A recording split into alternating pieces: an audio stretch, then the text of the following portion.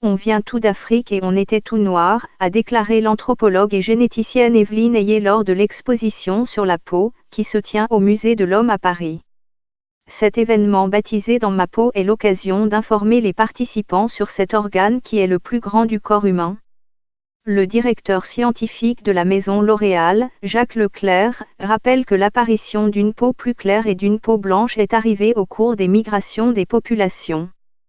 On devrait être fier de notre peau noire au Ghana, des pilules pour accoucher dès un bébé clair de peau. L'un des faits les plus étonnants que l'on apprend de cette exposition, c'est que toute l'humanité avait la même couleur de peau au départ.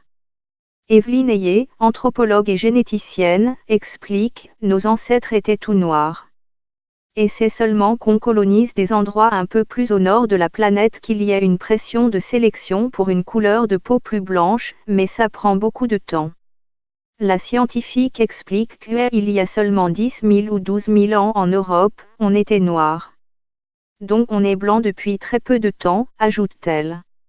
Notre peau était de couleur foncée grâce à la mélanine qui protège des effets nocifs des rayons UV du soleil, comme les brûlures ou les cancers.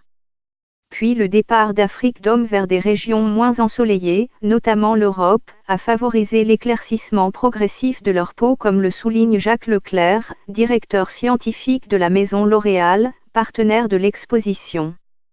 Cette enveloppe qui façonne notre apparence avec toutes ses couleurs reste assez mal connue, à cause notamment de sa complexité.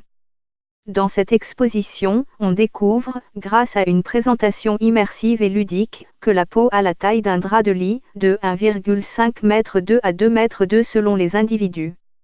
Elles se font passer pour des noirs. L'exposition souligne aussi la complexité de la peau qui permet le toucher avec ses terminaisons nerveuses. On découvre encore les progrès médicaux sur la reconstruction de la peau humaine depuis les années 1970, utilisés pour les greffes des grands brûlés ainsi que la bioimpression 3D du futur, qui balbutie encore, donne des espoirs de fabriquer un jour la structure de la peau et même des cheveux.